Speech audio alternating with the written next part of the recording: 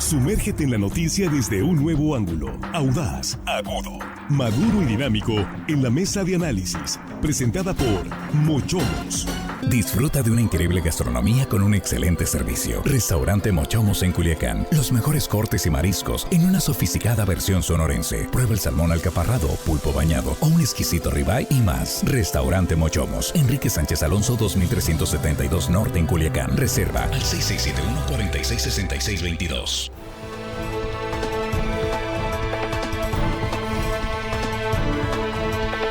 Aquí estamos ya de regreso y estamos en la mesa de análisis de Línea Directa en este viernes 12 de julio de 2024.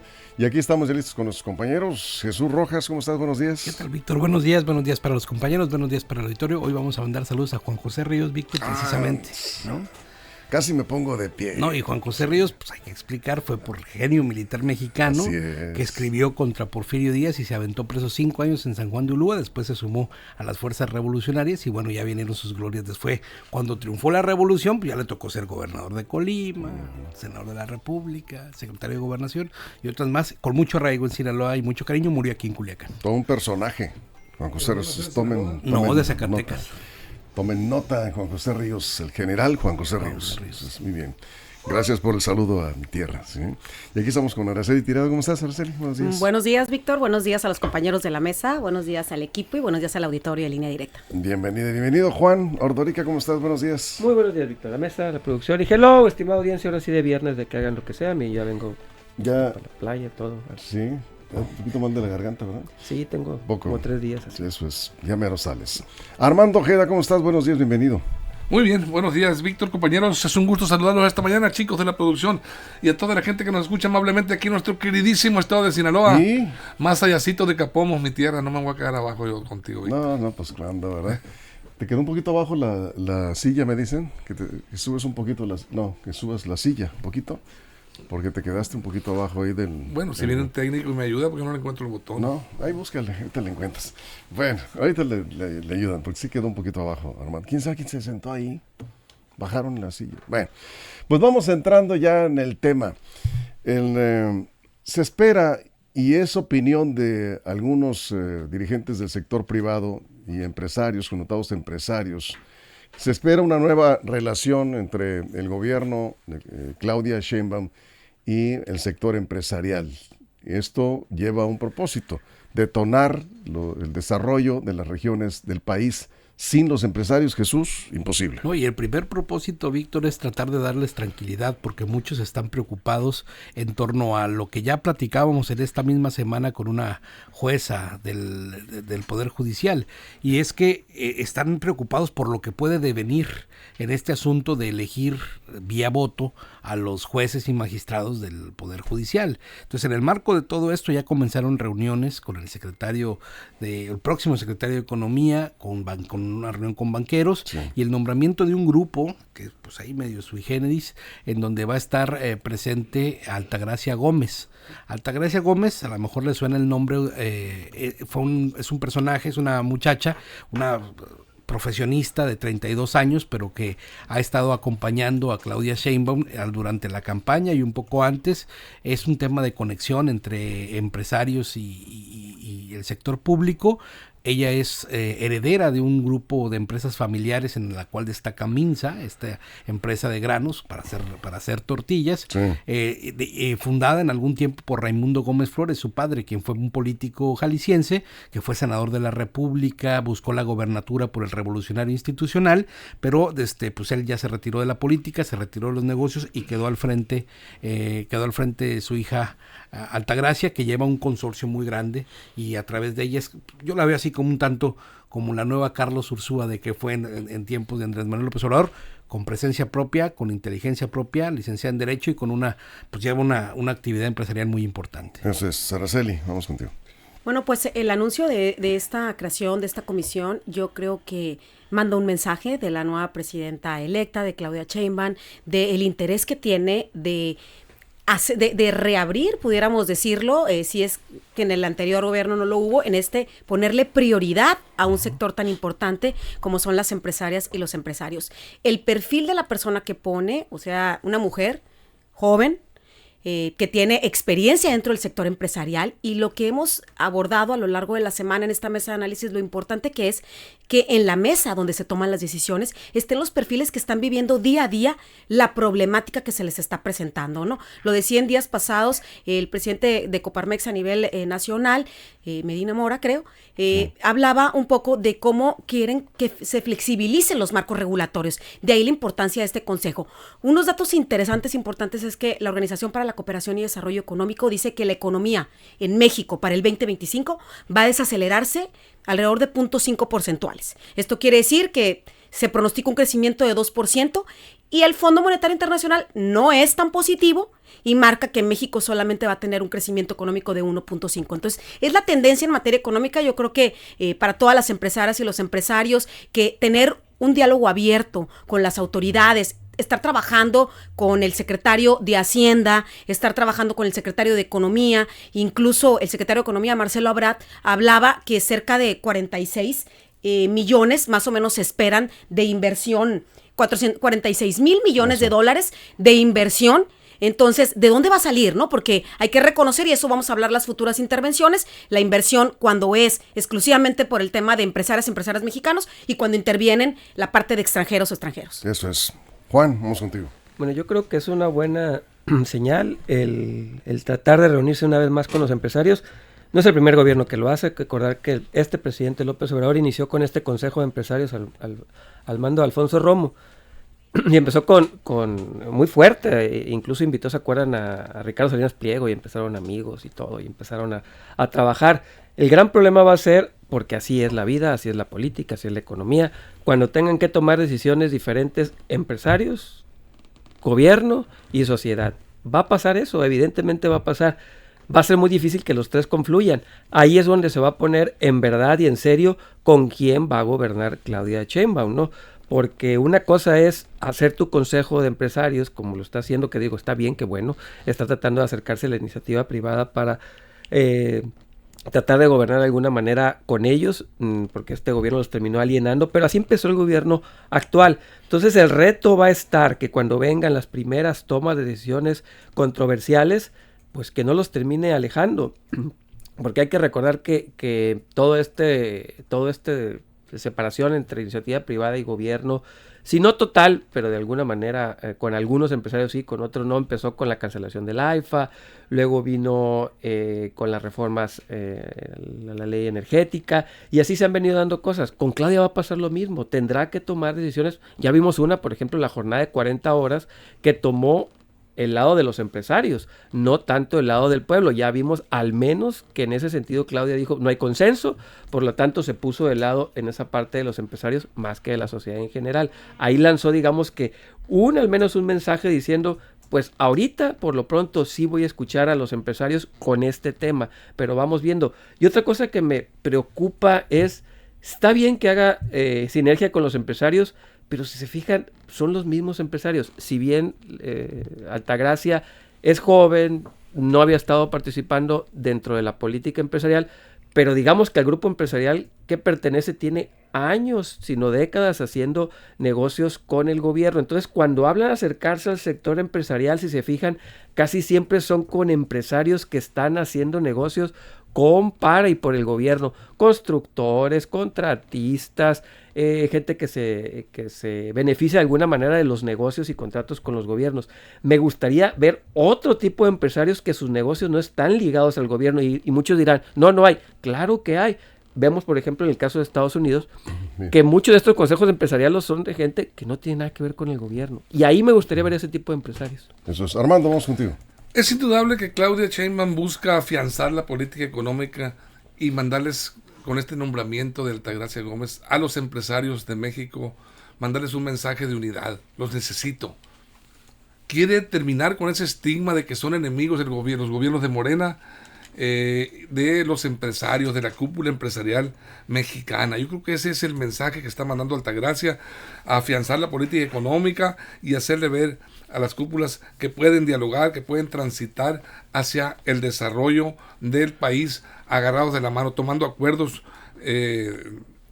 bilaterales, podría decir de alguna manera, gobierno, empresarios, y llegar a buenos e importantes logros. Se espera, yo lo que espero es que este nuevo consejo asesor que encabezará Altagracia sea integrado también y sea llamado por connotados empresarios de la cúpula empresarial, de la iniciativa privada y especialistas en la materia económica. Y es lo importante, pero yo creo que lo más importante aún es que las voces de este consejo asesor sean escuchadas y atendidas, que sean unas voces de opinión que transiten hacia acuerdos reales. No, que no nos pase, como ya lo comentaba ahorita el compañero Juan, lo que pasó con el nombramiento de Alfonso Romo como jefe de la oficina de la presidencia, que fungía a la vez también como enlace de los empresarios. Ahora, yo creo que Claudia Sheinbaum está partiendo en dos este nombramiento. Esta Altagracia Gómez y Lázaro Cárdenas Batlle, que va a ser el jefe de la oficina de la presidencia, también van a trabajar juntos. Eso era la función de Alfonso Romo, fue jefe de la oficina de la presidencia, pero a la vez era enlace. Ahora dividió.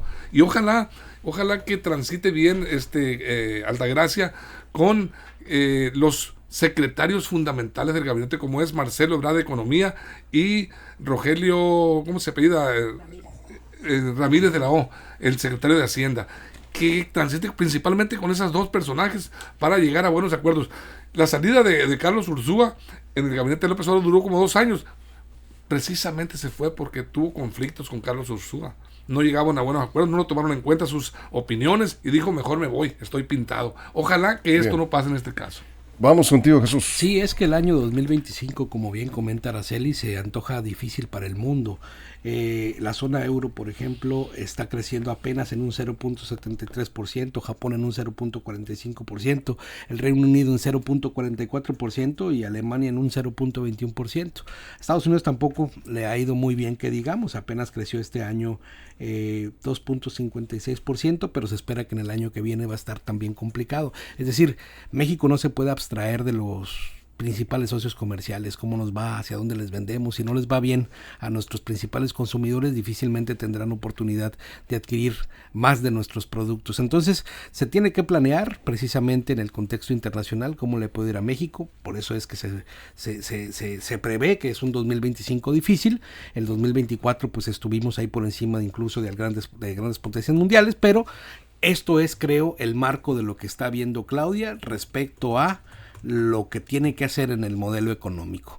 A los que tiene ahí tienen que responderle, tienen que hacer lo mejor que pueda, y esto que fue fundamental que se dio en esta semana, esta reunión con banqueros de 31 países, de muchas instituciones financieras, porque seguramente está viendo que las cosas se pueden complicar y habrá que tocarles puerta también a ellos. Eso es, bueno, antes de la pausa todavía tenemos un espacio para 2 participaciones.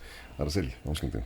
Bueno, yo retomo lo que dice quien va a ser secretario de Economía, Marcelo Ebrard, en el esquema de inversión. Un ejemplo puede ser el tema del sector energético, donde dice que el 54% viene siendo en este caso la inversión es estatal, pero cerca del 46% es privado. Entonces, vemos ahí una importancia de que participen empresarios y empresarios. La campaña ya acabó y ahorita es momento de ir al encuentro de todas esas personas que van a sumar. Si ahorita estamos en la parte de empresarias y empresarios, como el fenómeno que por la guerra de Ucrania, el COVID-19, ha tenido tanto auge como es el nearshoring, que es nada más que aprovechar la parte geográfica. México tenemos una ubicación privilegiada, muy cerca del destino final, hacia Estados Unidos. Entonces, este porcentaje que se habla, el Banco Interamericano de Desarrollo dice que México pueda llegarse de recursos a través de esta figura.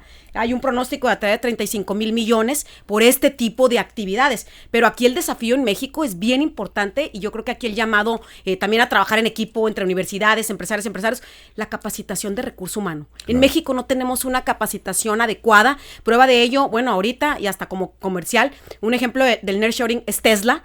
Tesla ahorita también, otro dato comercial, es el auto más vendido en el 2024, ya desfasó a otras. Entonces, pero ¿cómo también podremos correr el riesgo de que como México no tiene esa infraestructura de recursos humanos preparados, capacitados en innovación, en tecnología, podemos quedarnos sin ese avance tecnológico? Y en el tema de empresarios, ¿qué es lo que quiere un empresario? Una estabilidad económica, una estabilidad política, una certidumbre jurídica. Por eso Coparmex le dice, oye, marcos regulatorios flexibles que nos permitan, bueno, realizar mejores inversiones. Hay varios temas, antes de la pausa, Juan, que están ahí y que el sector empresarial... No, sí, tenemos que ir a la pausa. Lo voy a dejar ahí nada más. Un tema importante, el sector de la construcción. Empresas de la construcción que han sido rezagadas porque está construyendo el ejército, casi todas las obras. Incluso mantenimiento de carreteras se ha contratado al ejército. Preguntan algunos, ¿va a continuar esta política de gobierno? Y desplazando empresas privadas que son las que generan empleos y tienen la experiencia y demás, pueden ser auditadas, porque yo no sé si al ejército se le supervisan las obras, porque en el tema de mantenimiento de carreteras en algunos estados ya hay quejas de que no se están haciendo obras de calidad. Ese es un punto. Y el otro es el que tiene que ver con inversión extranjera y que ya se está cuestionando esta reforma al Poder Judicial que podría generar incertidumbre más que seguridad jurídica, incertidumbre, y podría alejar inversiones extranjeras que están en proceso para el país. Son 2 puntos en la mesa. Vamos a la pausa en radio. Aquí seguimos sin comerciales. En redes sociales, la mesa de análisis de Línea Directa. El tema es Claudia Sheinbaum, una nueva relación con el sector empresarial del país. Es el tema. Regresamos. Información confiable, segura y profesional. Línea Directa. Información de verdad. Con Víctor Torres. Línea Directa. Bueno, seguimos aquí en redes. En esta parte de que estamos sin comerciales en redes sociales, gracias de antemano por compartir este contenido de análisis, esta mesa de análisis, con sus contactos, con sus conocidos. Gracias por ayudarnos a compartir. Y vamos a ser un poco más breves para ver si le damos la vuelta completa aquí en este espacio de redes sociales. Juan. Yo creo que este sexenio tuvo muchas falencias, pero yo creo que su relación con la iniciativa privada fue una de ellas. Se crearon, por ejemplo, cuando hablamos de empresarios, hablamos de esos grandes empresarios. No, a ver, la iniciativa privada es desde el pequeño borrotero hasta Carlos Slim, ¿no? Por poner un ejemplo. Y en este sexenio es donde, por desgracia, tuvimos la mayor mortalidad de empresas. Sí se crearon 1.7 millones de empresas, que no es récord, esa la tienen en secciones anteriores, pero murieron 1.4 millones de empresas. En términos, digamos que en términos reales solamente creamos 300,000 nuevas empresas en todo el sexenio. De la pandemia, ¿no? No, estamos hablando después de la pandemia. Después ya de después de la pandemia, sí. Post-pandemia. Post-pandemia. Entonces son números que te reflejan que no hubo mucho impulso a la iniciativa privada, al emprendedurismo y a otro tipo de cuestiones. Yo creo que el siguiente sexenio, por lo que estamos viendo algunos mensajes, tendrá que ir en sentido contrario, o al menos así lo están llevando hacia allá, perdón. Entonces, de entrada, esos números pues nos dejan algo de sufrimiento con solamente 300,000. Áreas de oportunidad, dicen algunos. Armando. Yo creo que es muy destacable, y hay que mencionarlo y reiterarlo, el hecho de que Claudia Sheinbaum entienda la necesidad de vincular, de construir una vinculación real entre su gobierno y los hombres de negocios de México. Y, por supuesto, los empresarios, los industriales extranjeros. Esa es la ruta y el éxito y el desarrollo quedarían garantizados si se deja actuar a estos expertos en materia económica que van a encabezar este Consejo de Asesores Económicos del Gobierno de la República. Si los dejan ser, si los dejan ejercer, si los escuchan, si los proyectos que ellos elaboren y los presenten ante la presidenta y quien tenga que acordarlos ante los secretarios de Estado, que ahí son 4. Yo lo mencionaba ahorita, al de Hacienda, al de Economía, al de Energía, por supuesto, y al de, no sé si quizás sea Pemex en un momento dado. Entonces son 4 funcionarios de primer nivel que tendrían que estar muy vinculados también con este consejo para tomar los acuerdos que el país necesita. Si nos dejamos de politiquería y empezar a ver diferencias entre sectores sociales, que primero los pobres, que siempre tendrá que pensarse en ellos, por supuesto, pero dándoles espacio a los empresarios para que generen riqueza y esa pobreza también se combata de alguna manera, ¿no? Jesús. Sí, es que es muy complicado mantener equilibrio, ¿no? Respecto a hacia dónde va digamos, el matiz de tu gobierno. Y es imposible gobernar sin los empresarios, es imposible mantener niveles de crecimiento por encima de algunas potencias mundiales sin pensar en cómo están invirtiendo los capitales en nuestro país y cómo también están generando esa riqueza que el gobierno, pues, siempre lo han dicho los grandes empresarios, entre menos estorbe mejor, ¿no? Que sea digamos que sea un marco regulatorio justo que permita la operación de las empresas, que estas mismas respeten los marcos jurídicos. Es en el estado ideal, pues daría el mayor de los crecimientos, pero también a veces es el tema, las implicaciones mundiales tienen también pues mucho que ver y la capacidad que tiene tu país de adaptarte a eso que está pasando fuera de tus fronteras. Eso es, Araceli. Bueno, datos de la Secretaría de Economía dicen que hay una cifra histórica de inversión y dice que el primer trimestre del 2024 los flujos de inversión, la mayoría, cerca del 52%, proceden de Estados Unidos. Bien. De ahí la importancia de la relación que habría que tener Estados Unidos con México. Eso es. Estamos de regreso en la mesa de análisis. Queremos enviarle un saludo al alcalde de Guasave, Martín Ahumada, y esperamos que se recupere pronto. Confirmado positivo a COVID. El miércoles comenzó con síntomas y ayer ya que se hizo la prueba, resulta que tuvo que suspender actividades para no contagiar, así que esperamos que sea leve. Doctor Ahumada, le mandamos un saludo, esperamos que se recupere pronto. Bien, estamos contigo, Juan. Sí, antes que se me olvide, también es cumpleaños de mi hermana Sara Fabiola, un abrazo. Entonces, cumpleaños a Sara Fabiola, doctora médica, pediatra. ¿Sara Fabiola? Sara Fabiola, médica, pediatra.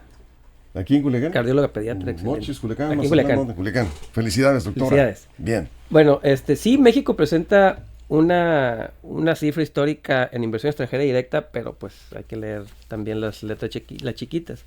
El 91% obedece a reinversiones. Tenemos muy pocas nuevas inversiones en México. Esto habla que de cada $100 que llegan, 90 ya estaban en México, son reinversiones. Hay un área de oportunidad, por decirlo de una manera, por no decir problemas, sí. Convencer a gente que venga a invertir a México nueva. Son empresas que ya estaban, que les gusta la situación y vuelven a dejar su dinero. Pero sí, teniendo esta oportunidad del nearshoring, de traer nuevas empresas, sí lo hemos dejado pasar. El ejemplo de Tesla, pues se anunció, pero también ya están diciendo que a lo mejor se cae la empresa. Ese es el gran reto que tenemos y tiene Claudia, y yo creo que lo está leyendo bien. Las empresas que tenemos se están quedando, pero estamos batallando en traer nuevas empresas. Algo está fallando ahí. Sí hay reinversiones históricas, pero estamos fallando en convencer a nuevos inversionistas, a nuevos proyectos.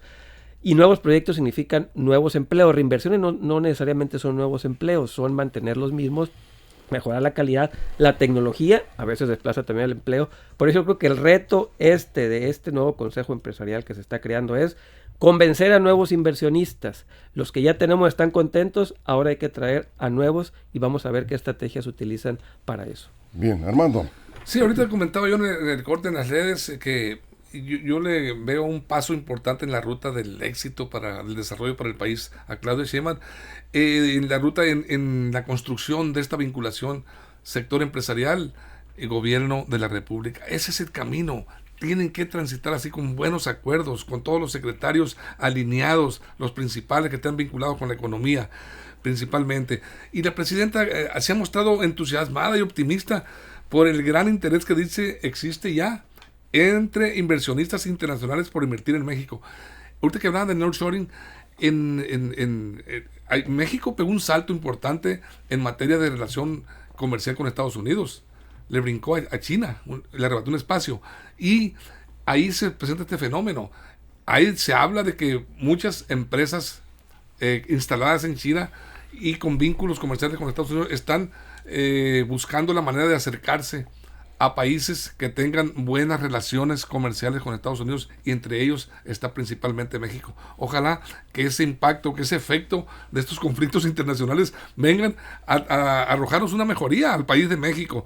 Y yo creo que las turbulencias, por otro lado, la turbulencia política que está generando, porque la está generando, esta discusión de la reforma judicial también está impactando. Ojalá que se trabaje bien en ese sentido. Y yo no sé si se aprueba, como parece ser que va transitando hacia allá, qué impactos va a tener y qué conflictos, qué problemas le va a presentar este nuevo consejo ante los inversionistas extranjeros, porque va a tener efectos y hay muchos que no coinciden con esta situación de la reforma judicial porque crea incertidumbre jurídica y los inversionistas extranjeros lo primero que buscan es certidumbre jurídica, social, económica en el país al que van a invertir. Eso es, Jesús. Sí, el Fondo Monetario Internacional está marcando justo eso, que para el 2025, 26, 27 vienen tiempos, digamos, complicados, sobre todo para ciertas regiones del mundo. América Latina y el Caribe, donde está inscrito nuestro país, pues tiene, vamos a decirlo, un crecimiento que mantiene, ¿no? Que se mantiene a diferencia de otras donde se le está pues yendo peor. Y en ese contexto, el hecho de que las empresas se queden en el país, pues es un gran avance. De la OCDE, México es uno de los países donde por bien está ese capital invertido, sienten que hay certidumbre para la inversión, sí, y no como otros países en donde pues están las cosas tan mal o las ven tan mal que ya empiezan a retirar ese capital, como pasó por ejemplo en los tiempos de Ernesto Zedillo o al final del gobierno de Carlos Salinas. Es decir, el hecho de mantener, yo creo que este es el interés que tiene Claudia, de mandar ese mensaje de certidumbre y que esos cambios jurídicos que se vienen o se ven en el corto plazo, porque ya es inminente, dice, esta discusión ya está en la agenda de los próximos legisladores, dando prácticamente como un hecho esta modificación que hará al Poder Judicial, pues también trata de mandar por un lado la certidumbre de decir, pero eso no tendría que afectar, sí, el tema de el desarrollo de sus actividades económicas en nuestro país. Aunque es otro tema, el tema, vamos, de la reforma al Poder Judicial, la reforma judicial, no deja de ser un factor importante, sí, sí, cuando hablamos de inversiones. Porque si no hay Estado de Derecho, no hay reglas claras que garanticen las inversiones, no van a llegar. Eso está muy claro. Ningún empresario se va a arriesgar a ese nivel, digamos, de traer sus empresas y sabiendo que en cualquier momento pues puede pasar cualquier cosa que no está en sus manos, que no se resuelve en un tribunal. Exactamente, sí. Acá nos dicen, los únicos que vendrán, dice el ingeniero Sevilla, son los chinos y los contras de Estados Unidos, y por ahí no es. Ya lo bloquearon. ¿Para qué negar que este gobierno, dice, está quitando garantías? Y si saben qué es nearshoring, lo estamos perdiendo. No les está yendo nada mal a los chinos, son los que más están creciendo en el mundo, ¿no? Bueno, ahí está el comentario. El tema de la construcción también va a seguir construyendo el ejército. Todas las obras importantes del gobierno han desplazado empresas del sector privado y se han perdido empleos, incluso hasta el mantenimiento de las carreteras. Nos comentaban acá antes de la pausa, lo está haciendo el ejército. Dice, pues no hay mayores oportunidades de obra a nivel federal para las empresas del sector que más empleos genera en buena parte del país. Bien, avanzamos, estamos entrando en la penúltima vuelta. Araceli, vamos contigo. Víctor, eso que comentabas es muy interesante porque cuando no hay certidumbre jurídica, bueno, pues ¿qué es lo que quiere el empresario? La empresaria, la protección de sus activos, aparte de la parte jurídica.